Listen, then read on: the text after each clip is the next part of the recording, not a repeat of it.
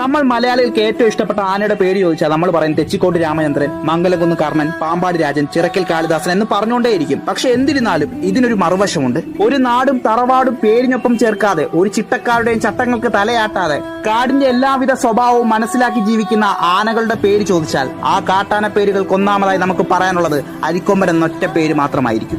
അവന് 2 വയസ്സുള്ളപ്പോൾ ജീവൻ പോയ അമ്മയുടെ അരികിൽ വന്ന നായക്കൂട്ടത്തെ വിരട്ടി ഓടിച്ചവന് അന്നു മുതൽ മനുഷ്യനെ പോലും ഭയമില്ലാതായ കഥ ആ നാട് തന്നെ പലപ്പോഴായി പറഞ്ഞിട്ടുണ്ട്.